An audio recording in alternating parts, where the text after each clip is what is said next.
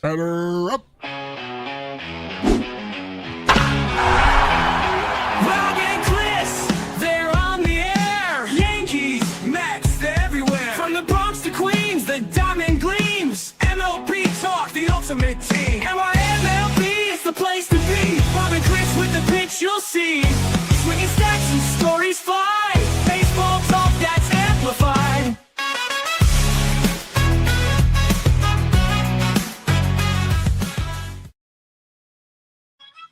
And welcome to a new episode of NY MLB Talk with your host Rob and Chris, as we cover the Mets, Yankees, and all of Major League Baseball. And if you're on YouTube right now, hit that sub button. We'd really appreciate it. And also, if you want to follow us on TikTok, which, by the way, we just hit 4,000 subscribers, followers, on TikTok, and YouTube. We just hit 300 subscribers. So we're pretty proud of that.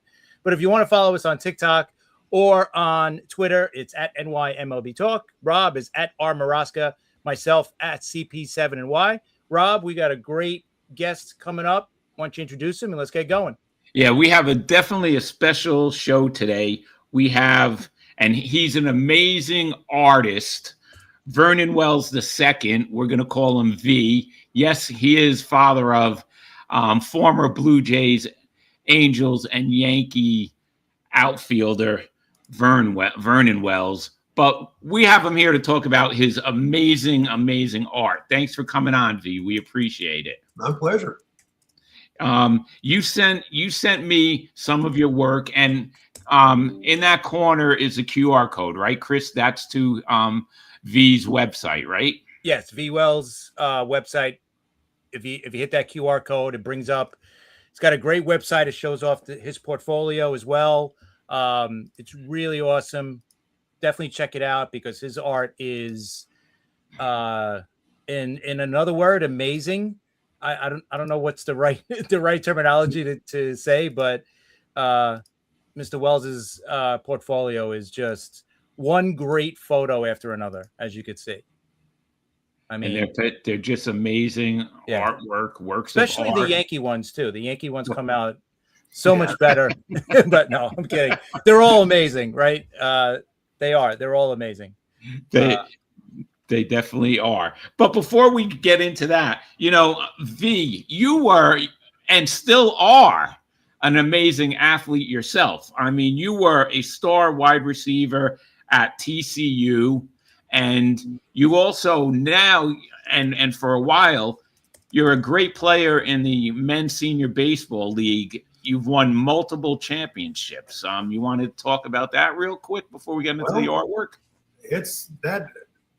Let's put it this way.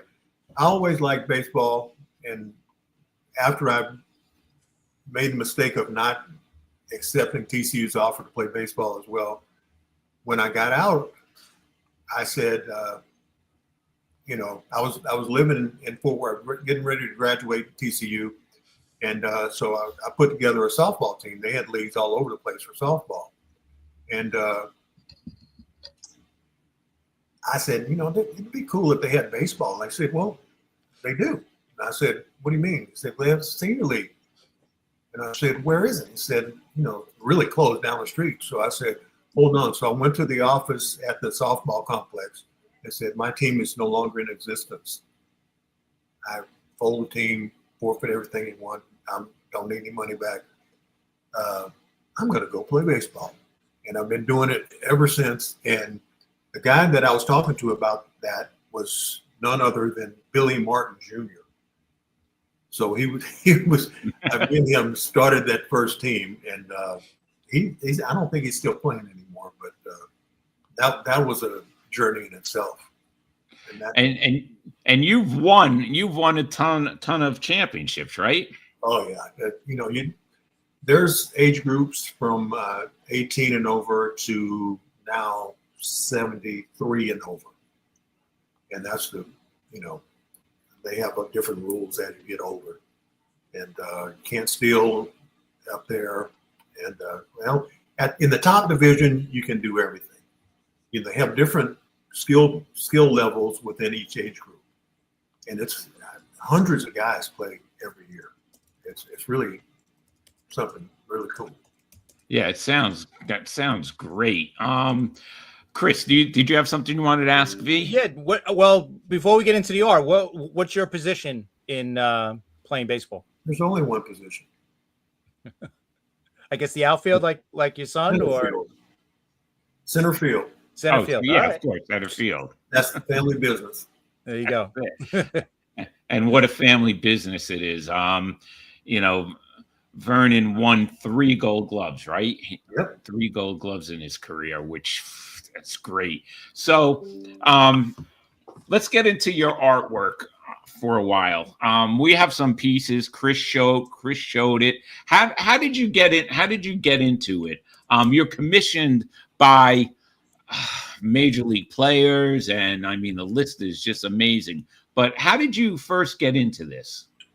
Well, it was a hobby at first, and then people started telling me that I could make money doing it.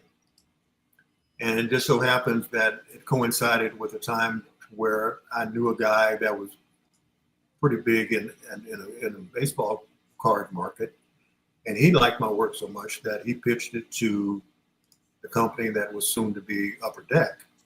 And that's how I got the gig, because I sent them some samples and they said, well, yeah, let's try that. And so I was the first artist for the Upper Deck company in baseball and football that year. But it was mainly for me about baseball.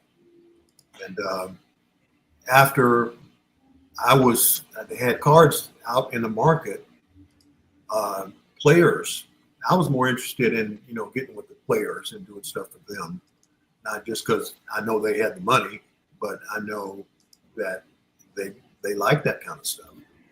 And I thought I was in heaven from the very first time that they said, I walked in and they said, you're the Upper Deck artist. And I said, that's right. And then, I think 7 years later they folded it, but it was good while it lasted. Yeah, it's just amazing. That is just amazing. And and major leaguers commission you, right? Who are some of the players that have commissioned you? There's some guys that I forgot that I did,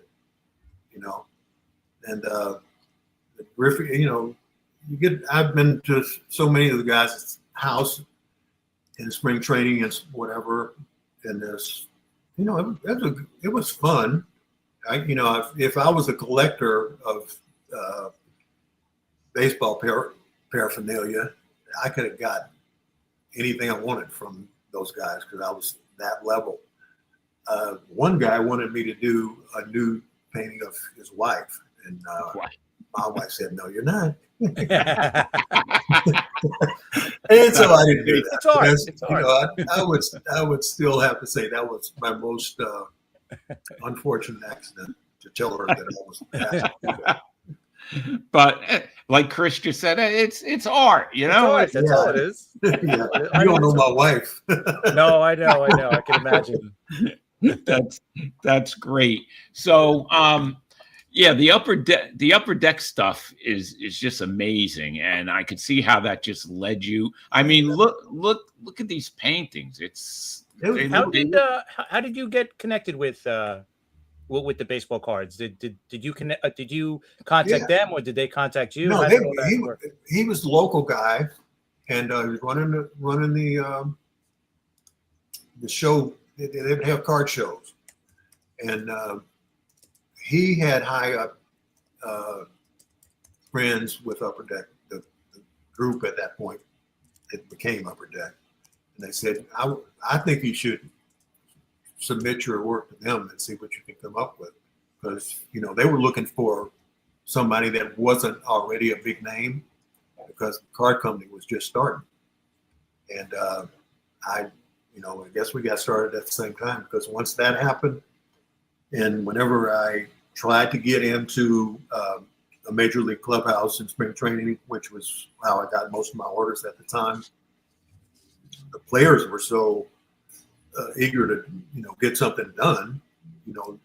I wasn't turned down by any team to visit during spring training, And that's what put me on the map right there. And that's how I got into it. And the rest is a matter of just doing it. And it wasn't just the demo on the field. I did a lot of family portraits, and it was the good old days. Yeah, it just is amazing. Now, we'll get a little into your son. You were telling us before we came on that you were his first agent. You want to share that story with the audience? Yeah. Well, I gotta say this first, because I say this to anybody that I have this conversation with. I had one goal when I found out. Okay, let me just put it this way. I didn't want anybody to coach my son as a, elementary school kid that could play. I didn't want somebody to get him and mess him up. So I said, you can play in this league, but I'm coaching. He said, okay, cool. And, so we go, it was a YMCA in Shreveport, Louisiana. And they had a nice little league there for his age guys. And it's a coach pitch league where the coach pitches to his own team, because at that age, they don't throw the ball well enough to, get through a game. So it's a coach pitch league. And first day of practice,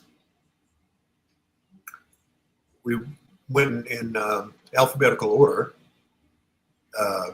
and I had to pitch to my own kids, and we went alphabetically. Vernon's last because he's a W, and we had 3 kids before him that looked pretty good. They were bigger than him, and they hit the ball pretty good.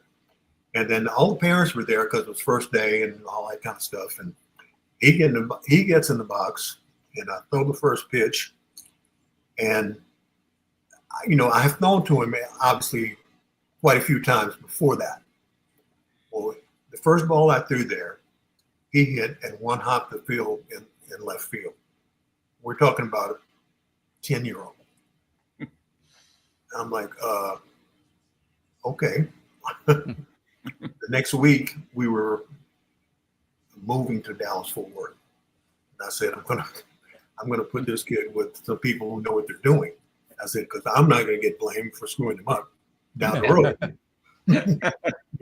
I knew what I was doing, but right. I said, I can't be one of those dads that thinks that his kid can't do anything wrong. And he thanked me for it in a lot of ways. And I was on pins and needles, because I don't, whenever they came time to draft him, there was 6 general managers, and teams sent, every team was represented that day at the field at his high school, which I was the PA announcer at the high school, for baseball. And so it was his high school baseball coach and a couple other guys and me. And when he was taking batting practice for all these MLB guys, I'm in outfield running balls down and stuff like that. And one of the guys that was in the stands with them, I had forgotten that he had ties to one of the teams. I couldn't remember what the team was, but they were asking Vernon's questions and stuff like that. And one of them says, "Can you hit?" And I said, "I beg your pardon?" He said, "Yeah, well, we saw you running the ball down out there. You must be able to hit some." And the guy that I was talking about was on my team locally at that time. And he said, "Oh yeah, he can hit." And they said, "Let's see some of that." And I said, "Well, I gotta have signing bonus before we get that going." They said, "Well, we're not prepared to do that today." I said, "Believe me, I'm not either." So that day, they wanted to time Vernon in the 60-yard dash. It was just one of the things that they timed him for. And I said, "Well, can I run with him and have him catch me to, make his time better?" I said, "Yeah, we're just going to go in his first movement, I'm sure." So when the gun sounded, I took off, and he didn't catch me. And they all it was kind of quiet, and I said, "What's the deal?" He said, "Well, first of all, he ran faster than anybody we've timed in it. Second of all, we want to know how fast you were running." I said I had a head start because 3 steps later I'm behind. And that's the way my track went when I was in high school. I always got beat at the finish line. But still, that's just amazing. Now we asked you this before, but I'm going to ask you for the show. Did you have aspirations of becoming a Major League Baseball player yourself? I did really, but my dad wasn't supportive of it, and he wanted me to stay with football, and I pretty much did do that. But I did regret it so many times. I couldn't believe it when I got to TCU. First week of football, and the baseball field was just right next door to our facility. And I went to the field and leaned on the fence, and I was just watching them take BP. And the baseball coach, who I didn't know, and he said, "You look like you want to play baseball." And I said, "Well, I was thinking about it, Coach, to be honest with you." I said, "But I just got here. I don't know if Coach, Jim Schaffner, I don't know if you know that name, but he was the coach at TCU. He was a former 49ers coach. Anyway, he was our coach." And so I said, I'll ask him if he'll let me miss. I'd only be missing spring football. So I could have jumped up and said, "Yeah, I'm going to go play baseball." But I was very hesitant because I came in from a junior college. I went to junior college because I had a terrible senior year, and nobody recruited me anymore than anybody. But anyway, it got to the point to where I went back to the baseball field, and he said, Coach Schaffner says, "You can play if you want to, but you might, get you're starting flanker now, but if somebody steps up while you're out, you might have to win a job back in the fall." And I'm like, I can't afford to do that. And I just, that was the closest that I came to playing. And I asked him, I said, "Coach, I didn't play high school baseball." He goes, "I know. I played in the men's league then in high school." And he said, "Well, why didn't you play on the high school team?" "Because you were the starting quarterback." "Yeah, and what else?" He said, "Shooting guard. I was basketball too. But when it came to baseball, there was a problem." He said, "What are you talking about?" I said, "Well, the same guys that were my teammates in high school for the other sports, previously in elementary school, when me and Joe Washington, you remember Joe Washington? Yep. For Oklahoma? Oh, yeah. Yep. With Washington, right? Yeah. Durio Harris, you know that name? Yep. Okay. Yep. And Kenny Washington, Joe's little brother, and I walked across the highway with our birth certificates to go play in the Little League at the they were just now integrating in schools. Okay. So this was a lily white field in league, and we actually lived closer to the field itself than most of them did. So we go walking up there with our birth certificates, and they tell us, they asked us, what are you boys doing? And I said, "Well, we came to register for Little League." And he said, "Oh."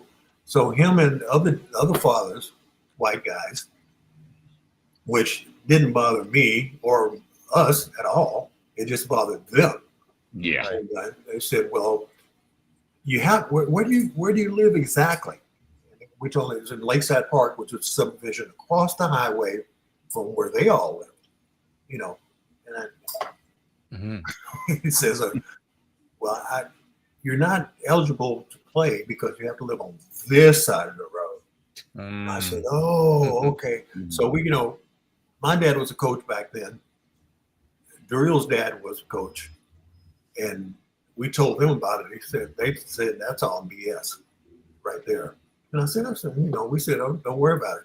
So when it comes to the high school, I didn't say anything about baseball then. I was starting quarterback, shooting guard, whatever, and didn't play baseball for that particular reason because I didn't want to play for their dads. And then, so I was playing in the men's league my senior year in high school, and on Saturday morning, I was playing outfield, and all of a sudden, cars started coming up to parking lot behind center field, and there was guys from my high school.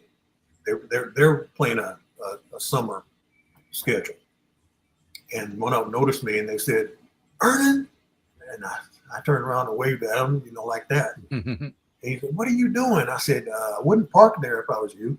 And he said, "Why?" I said, "Because I just hit a home run right there. Might hit it next time too." He said, "Oh, boy, you don't play. How come you didn't play with us?" I said, "Ask your daddy." Yeah. Oh yeah. Exactly. That's a true story. To this day, when I see one of them, they said, "Man, you should have played." I said, "Man, that's so water on the place." Yeah.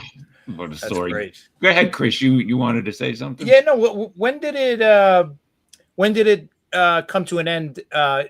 The football line of your career. When did that? How did that end? For Yeah, me? because you played in the CFL, right? Well, let's see how can I put this. I was a free agent with the Kansas City Chiefs. I was the number 3 receiver in training camp. Wow. And I'm like, okay, so I'm figuring, I wasn't drafted, so I didn't have bonus money, and we had a 3-day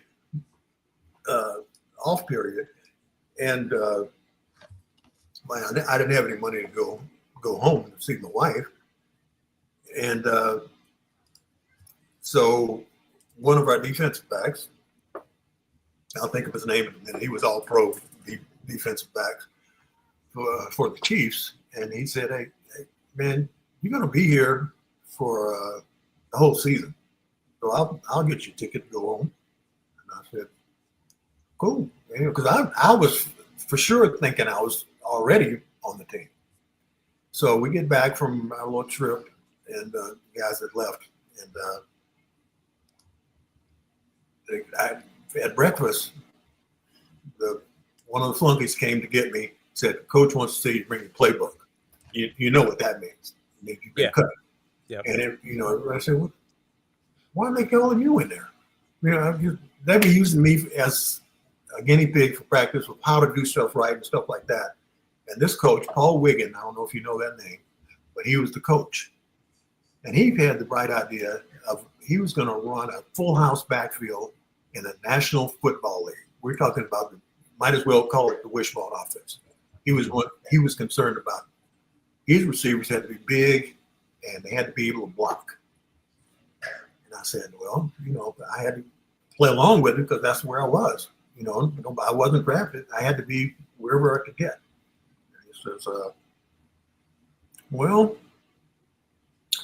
we're going to have to let you go because we didn't like you blocking downfield and stuff like that. I said, I didn't realize that's what wide receivers were judging on, And Really? I said, well, what about this other guy? And I swear to this day, I don't have a brother, but this guy and I look like the same blood. When we first saw each other the first day, we both like, oh shit, what is that? But I said, did you get me mixed up with him? And they said, no, he's gone too. And I said, oh man, and I was just in my mind just cussing it, because I had just been told by a veteran player who owed me money to go home for our little vacation for the weekend. And I come back and now I'm cut. And I said, this is unbelievable. And, I stormed out. I said, get me on a flight back home as soon as you can. And because I threw everything in my bag, and got there, and the plane was pulling off. It had just pulled off, and I said, this was before 9/11, obviously, and they didn't have the strenuous, you couldn't do this. But I told them, I said, you need to get that plane back here. And I says, what do you mean, sir? I said, look, I just been cut by the Kansas fucking Chiefs, and bringing that plane back, we're gonna have a problem. I'll be damned if they didn't bring the plane back. I swear to God, they brought the plane back, and I got on there. So I go back to TCU, sign up to be a graduate assistant coach, and the new head coach there at TCU called me in his office and said, hey, we've got a call from the Chiefs. I said, oh, what'd I do now? They think I stole something or what? I said, no, it wasn't from people you knew, because they just fired their coach. I said, the coach that fired me 2 weeks ago just got fired today. I said, yep. And I said, well, they said they wanted me to know that they wanted me to come back next year. I said, look, last I checked, it's still preseason. I could go back now, And I said, well, never mind. I was done with it at that point. And that's how I know NFL is a crock. Mm-hmm.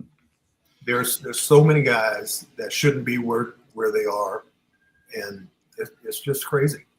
And it was it's crazy. Yeah. After hearing that, oh man, yeah. It's more of a who you know than who you are, basically. Right. Yeah. Yeah. So the first time you saw a baseball card of your son, how does that feel? Oh wow. Mm-hmm.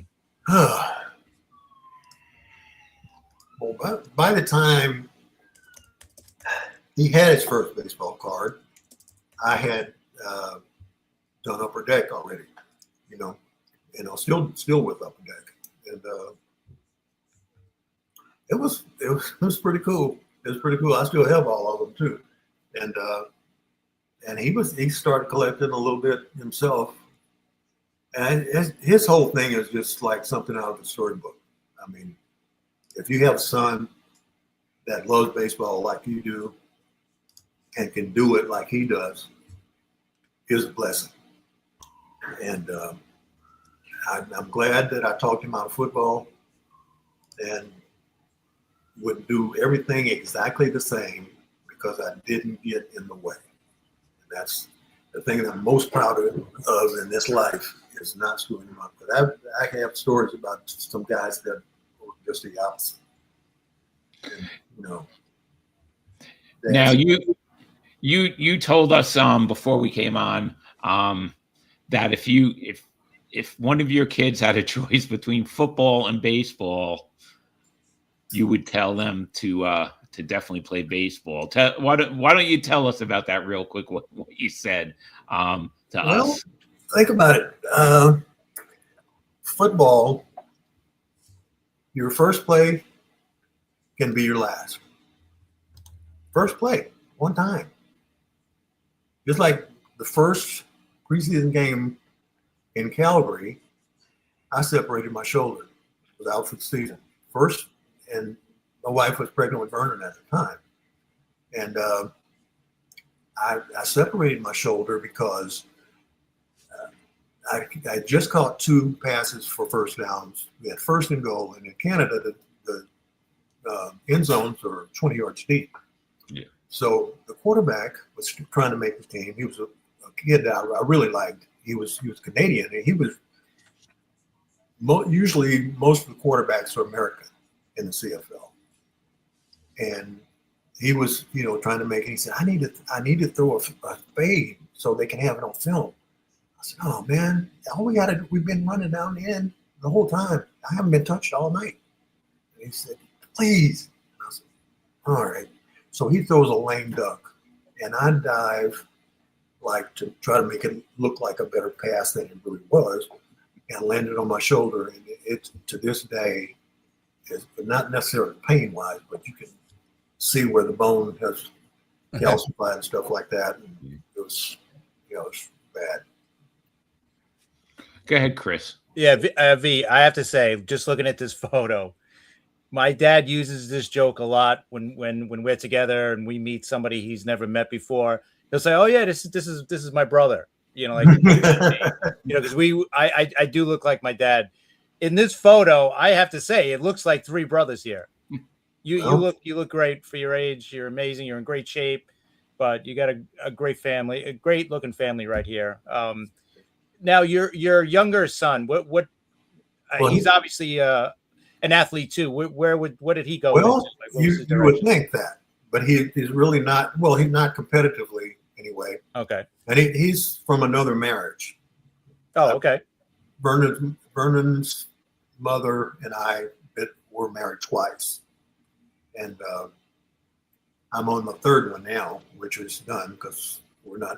She couldn't have kids, and I didn't need any more, and so that's stable for the rest of my life. Which at 71, you ain't got a big life left. But anyway. Yeah. Anyway, but yeah, the younger son, like I said, was from a different mother, and she refused because our marriage was, I won't say a mistake, but it served its purpose. And she kept him, and I went back to my previous wife and Vernon's mother. Anyway, she wouldn't let him play football. He's a great athlete. He's a great athlete. He did something me and Vernon third, my oldest son, was to win a ring in the father-son World Series in Arizona. And that was the first time he ever played in a baseball tournament. He played in the league, but he was more involved in other stuff. But he played well enough to help win a ring. And that's I'm trying to get them to go back this year where we can have 3 generations of father-son playing in the outfield. Because Vernon's younger son is a great athlete, and but he had some health issues that he's growing out of still at this point, and he's for lack of a better he can hang up everything and just be a male model and be richer than Vernon was. Wow. Like that. So right. Okay, all right. But yeah, that whole thing was weird. My whole fatherhood, and both my ex-wives and I, all friendly. We don't go out for coffee or anything like that. But right, it is what it is. Yeah. Now, Vernon's major league debut. Tell me what you're feeling. His first game in the major leagues. He's finally playing. How do you feel as his father? How do I put this? He had done so many things. All the different steps that all the kids that started in baseball as little leaguers and go up all the way. They want to hit the stepping stones.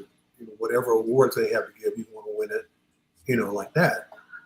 And he did that. I mean, there was nothing. I walked around with a kind of smirk on my face, but really what I was doing, and I had my hand tapping myself on the shoulder, like, yeah, you didn't fuck that up. So that a boy, because he's been very responsible. If he got in trouble for anything at this point, I would swear it was coerced by something else. But I know he can't be perfect because nobody is, but he comes close. That's It's got to be a feeling. What a feeling that has to be. Go ahead, Chris. Yeah. I know we talked about it a little bit, I think, before the show went on. How was it? You told us the reaction that you got from from when your son told you he was being traded to the Yankees. Oh, How did all that happen, and how was his time with the Yankees? he liked it. He liked it a lot. But that day, it was just funny. I knew something. It's funny how I'm the last person to say my hair is standing on end, but I walked in that clubhouse that day in spring training, and you could hear a pin drop, and it was never like that in there. When I walked in the door, everything got quiet. And then when Vernon came out with, he was packing his bags already, and he said, he came like he wanted me to hear, and he just whispered in my ear. He said, "I've been traded to the Yankees." And I said, "Hold that note." And I ran out the back door and did a little dance and yelling. It was awesome. It was awesome. Yeah, that's for sure. And how did it feel seeing him play at Yankee Stadium? I mean, you must have seen him play before when he was with the Blue Jays at Yankee Stadium. Yeah. But seeing him as a Yankee playing at Yankee Stadium. Yeah, it was really, really good. Really good. Because Chris will tell you, Chris is the Yankee guy. It's just, especially the old Yankee Stadium, it really is a cathedral for baseball. I mean, as much as I hate to say that, being a Met guy, right, Chris, it's just, there's just a lot of character, just like, Fenway Park and Wrigley Field, like there's so much history at these stadiums because they've been up forever. And who played there, right? Yankee Stadium, you had, all the way going back to, Babe Ruth, Lou Gehrig, and, there, and you're as a player, as a fan, you're looking down and saying, wow, all these great players played there. I can't imagine as a player like Vernon Wells playing in center field, you're wearing the pinstripes, and you're like, wow, Joe DiMaggio, Mickey Mantle, all these other great guys were right here before me on this field. I can't imagine the feeling. Yeah, it was special. Yeah, it was special. All right, now let's go back to your artwork again, because I'm really amazed with it. So say Ken Griffey Jr. Commissioned you to do a painting of himself. What is the process? How long does it take? Walk us through the process of something like that. First of all, I do everything from photographs. I don't have people pose there. Okay. Do that. And with Griffey, he didn't really know what he wanted exactly. He said, "What do you think about this?" Whatever. And then when the World Baseball Classic came about, he wanted me to definitely do something with that uniform. And I think I did. He was one of the first cards that I did for Upper Deck as well. And then the one of him and his dad and his son, that was a given. And it was, he was pretty cool. I went to his house in spring training, and in Florida at that time, and just hang out, and when he would come to town, and I was living in Arlington then too, and we'd go have lunch sometimes. He was good, but now he's got an answering service. He'll talk to you if he feels like it. So how long does it take? Say the painting we're looking at now, which looks like a photograph. How long does it take you? It usually depends on the size, of course. And that one was, I'm going to say 30 by 30. And it took about 10 days to 2 weeks. If I'm on, if that's the only thing I'm doing, I can do it, especially this one, because there isn't a whole lot of detail to be seen in the jerseys because they're white, and that's, not much to that. And it's pretty quick for that one. Yeah, it's excellent. Why don't you tell us what you told us about some of the players' wives? Oh, wow. Complaint that they might have about the painting. Yeah, that one that'll stick out in my mind. I said, "Oh no, I would do it." I told the guy, I said, "You know, my wife was never going to let me do that."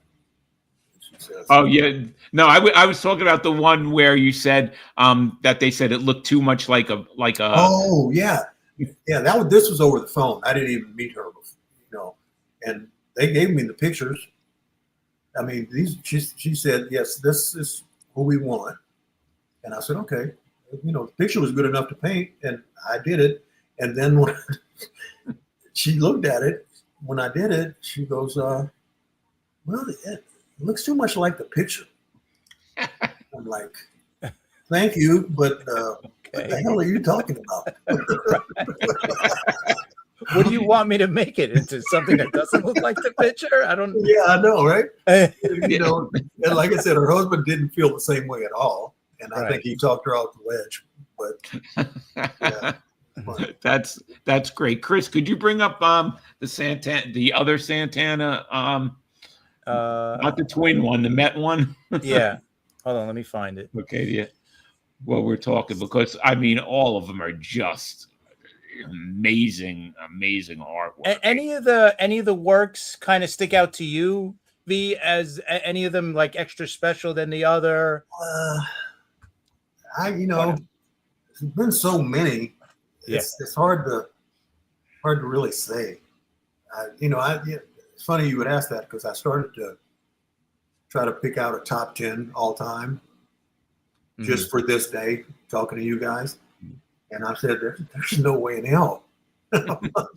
I couldn't. I'll tell you right now, I wouldn't be able to. When you spend that much time on something, you kind of, if I didn't need the money, I wouldn't, some of them I would have just kept, and it's interesting. You had to let it go though. Yeah, this one's great. Yeah, and that's great too. Yeah, he got a great price for that too. Yeah, you get the family discount, right? So V, growing up, what was your favorite Major League Baseball team growing up? I meant to fit that in some kind of way. Okay, back then, I was born in 1955, so by the time I was in elementary school, there was baseball on TV, but not much of it. And when it was on there, it was usually the Yankees. So I was always a Yankees fan. And then the Giants with Willie Mays. Then lo and behold, when I get into this art thing and spring training one year in Arizona, I got to meet Willie. And then, it was like, he was still moving around and stuff. He was old at that point, but the guy that introduced me to him in the clubhouse, and we're talking, and he said, "Yeah, that Vernon Wells." He said, "Yeah, he nice." That's what he said. This would be called he nice. Because he likes to critique other center fielders. Yeah. That's pretty cool. He was always my favorite player because he was the man. Yeah. He was. I love Willie Mays. He was great. How about Hank Aaron? Yeah, he was not at. Hank was great. I met him. I talked to him a few times. He wasn't as talkative by nature. It had nothing to do with me. It was just he was a more quiet guy like that. And he was, to me, he had the most effortless swing for the ball to go over the fence. I didn't understand that. It didn't look like he was swinging hard at all. Yeah, it's gone. I'm like, wow. That's the beauty of baseball. There's more than one way to do it. Oh yeah. It definitely some is. of them make it look too easy, like Hank Aaron, like Ken Griffey Jr. That was another one. Oh, that guy looked like he was just swinging. He was a freak. Oh, just unreal. Griffey was a freak, that's for sure. Oh yeah. Did you ever get to meet Bob Gibson? Oh no, did I? Okay. Oh, did I? There you go. Yep. Let's see. Okay, Upper Deck was um, they were doing a old timers game at the old ballpark in Arlington. Okay. Okay, he was one of the pitchers, and he said, "Okay, we've had this conversation a few times, so when y'all go up there, you better be swinging the bat." He said, "I've hit a lot of players in my time, a lot of hitters in my time, but none of them was by accident." Well, I'm mixing them up. This was at a different fantasy camp, and he called up right before he was getting ready. We were playing against all the ex-pros that were at the fantasy camp. They're getting paid to do their thing, and all these other people, all of us were out there. And he said, "Look, I'm getting older. I'm gonna throw the ball up there. I'm throwing strikes. Don't stand up there taking pitches." And these guys, see, I knew him because I had talked to him several times about work and stuff. And he looked at me and kind of winked his eye because he knew he was joking, right? And these guys were like, "Man, and they swung at everything. I don't think anybody took a pitch the whole game. And that was greatness. But when I was playing center field, when it was our turn in the field, and he came up to bat, and he smoked the ball to right center. And I'm like, holy crap. I don't remember him getting a hit in baseball and on TV or anything because I never looked for him. But he was something else. Yeah. Yeah. One of our viewers wants to know, how about Willie McCovey? Oh, I haven't met him. Never met him. Okay. You never met Willie McCovey. Okay, cool. Go ahead, Chris. I'm sorry. Yeah, well, how about this one? I just seen this one. I got to ask you about this. Whoops. I have to ask you about this painting because it's a trio of paintings of the Baltimore Orioles. Oh, okay. Tells the little story behind this one, I guess. Yeah. I'm drawing a blank on the name. Well, you got Andrew Jones, I would think, is the Andrew Jones, right? The center fielder, the catcher. Okay. Andrew commissioned me to do. I think these were the 3 All-Star picks. Oh no, the Gold Glovers. Gold Glovers, yeah. Yeah. Gold up the middle. So it's he commissioned me to do all 3 of those, and he didn't tell the other 2 guys until it was done. So he's the kind of guy you really would love to have all the time, and I did those 3 paintings just because he wanted to give the ones to the other 2 guys. Yeah, that's pretty amazing. Who were the catcher is Rob, you got to I'm coming up with a blank. I remember the guy. I know it's Andrew Jones. The catcher is I hate to look it up, but I can't see it that well, so you can. Yeah, it's during that era. I know exactly who they are. Well, you look that up. I'm going to ask him. We have a viewer wanted to know if V met Frank Robinson. Frank Robinson? Yeah. No history with him. Okay, no. I met him, but but didn't have conversation with him, I don't guess.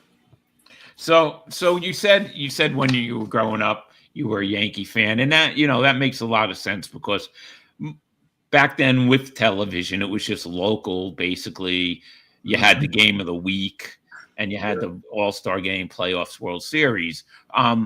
Who would you say was your favorite Yankee player? Mickey Mantle. Yeah, Mickey Mantle. Chris, is Mickey Mantle yours too? Well, I never seen Mickey Mantle, but growing up, it was, my mom's. So I always connect myself with Mickey as well. But mine's more like Don Mattingly. After that, but definitely, yeah, Mickey is everybody around probably your age that liked baseball was probably a Mickey Mantle fan, right? Especially, obviously if you're a Yankee fan, you're definitely a Mickey Mantle fan for sure. That's without a doubt the most popular answer. I mean, Mickey Mantle owns New York and baseball back during his era, right? So. Now, sense. Chris, we have a couple minutes left, but before we get to that one question that you always ask our guests, why don't you bring up a couple more of the paintings? I mean, they're just so good. I want to get them up. Well, we still have a little time. Of course, hold on, let me. It's just that, and once again, that QR code to our viewers that goes right to V's website. So if you want to check his work out, and there's a lot of stuff on there. I mean, I'm just amazed at everything he's done. How about this one, V? This one stuck out to me too. Love this one. Yeah. Okay, I did that for the Negro League Museum. They invited me to come and be a part of their grand opening when it first opened, and that's what that one's all about. Yeah, I love that. How did you come up with the idea of that picture? Was that's just your own, your own idea, or did you take it from a photo and did you paint it from a photo? No, it was just a regular black and white photo of the two guys, and then I put in the background whatever I want to put. Nice. Yeah, I like that. That one's great. And it's great because you could see the colors of the jerseys, because all the footage of of them playing is black and white, obviously, and grainy. But to see it in a painting, you see the colors come out, right? And I think it's amazing. Yeah, that and that's one museum that I definitely have to get out to. Yeah, that was really nice. I was pleasantly surprised.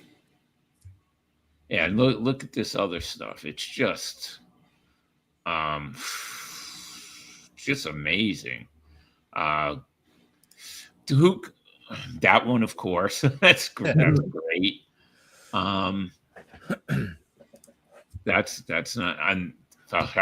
is great. Why don't you tell us about the Mariano? Well, he wanted something. He was another one of the ones that didn't necessarily know what he wanted to do, and he just come across the milestone at 500, whatever. And I said, "Well, I'll show you a layout. It might look good." And he loved it. He said, "Yeah, let's go with that." So, yeah, that photo, that one in the top right-hand corner of Mariano. I've seen that one, and whenever I look at that photo, if I wanted to show someone what that era meant, or what symbolized that era the most, right? The late 90s, early 2000s, the 5 World Series. It was Mariano jogging in from the bullpen, because everybody knew when that guy was coming in, the game was done, right? And I've never seen someone before that or after that have that kind of. I've never had that kind of confidence in a player ever. Yeah. That Let me ask you this: do you know how many people have hit walk-off homers against him? Walk-off? Oh wow! Well, I know in the playoffs it was Sandy Alomar. In the regular season, you know what? I remember Ichiro doing it, right, in Seattle. I think he hit one off him. Other than that, I don't know. Unless it's Vernon, maybe Vernon's got one off him. I knew it was Vernon. I was thinking it had to be him. I don't remember his as much, but I do remember, for whatever reason, those two. Yeah. Okay. Yeah, I knew he was going to say Vernon. I knew that. Yeah, one. What's funny is when the Yankees came to Arlington, when Vernon was still in high school, his agent set up a little luncheon. Him and it was like 4 or 5 of these guys, and they were all there. When he got to be in the majors, they knew him. So when he hit the home run, he didn't. He wasn't one of the kinds that he didn't have any dance or bat flips or anything like that. But he didn't want to look up at him because he knew that Mariano was supposed to be his boy. And I said, well, yeah, Ben Franklin is more friendly. I can imagine. That's great. All right, this hour just flew by. Chris, you want to ask V that question we ask everybody before I do our quick preview? Definitely. All right, V. We always ask this last question before we go. Since you've got tons of experience in the game, playing it, son had this great career in the game as well, and also as a fan for many years. If you were named MLB commissioner today, what changes would you make to the game? Ooh, that's a good one.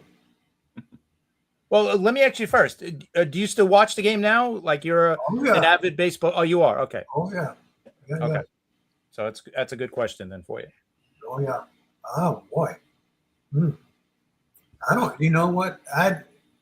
After being on the inside of it, like actually being in clubhouses and stuff like that, you know, they have a tough job with what they're doing, you know, because some guys will do stuff. You talk about cheating and, you know, all this undercover stuff, you know, stealing signs and stuff like that. I mean, I don't know what I would change if I could. Yeah. Do you like the ghost runner? Everybody brings up the ghost runner. Yeah. In extra innings. You would get rid of that, right? Or no? I don't know. It's not a big deal. I mean, if they want to go with 2 strikes instead of 3, I would have a problem with that. Okay. No. Yeah, definitely. But all right, listen, V, it's been great. I was looking forward to this, getting to know you the past week. Your paintings and you sending me everything, and I appreciate that. We both appreciate it. Is there anything you want to plug or say before we end this? You know, feel free to contact me anytime, just to chit chat if you want. Oh, I definitely will. Okay. And like I said, thank you very much. Chris, you want to say something? Yeah, no, V, thank you a million times for coming and sharing all these great stories with us. We really appreciate it. There's more. Oh, hey, if you want to come on again, you know, you're more than welcome. And bring your son next time. We'll have even more stories. That would be great. Okay. But listen, you have an open invitation whenever you want to come on. Right. If you got a new show to talk about, you know, your paintings, if anything, all right, come on, give us a call, and you're more than welcome to come on. Okay. Yeah. Everybody go to that QR code to see V's website, see more. You know, you only got a glimpse of everything he did today. I mean, there's just that's such a fraction too.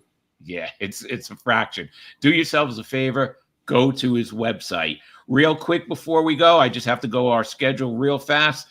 Wednesday's a busy day. That's actually tomorrow, Chris. Wednesday's a busy day for the show. Chris is going to be on the Pesky podcast at, I think, 7 p.m. tomorrow night. After that, we have the Wednesday night Clearing the Bases game show. So me and Chris will both be there. And then after that, at 10 p.m., we're going to be on the South Florida Tribune Network show. So tomorrow is going to be a busy day for us. And then Friday at 10 p.m., you may only have me and Chris. I'm going to find out about a guest. But anyway, once again, thanks, V. We appreciate it. And we will see everybody at some point tomorrow. Thanks. Thanks, you guys.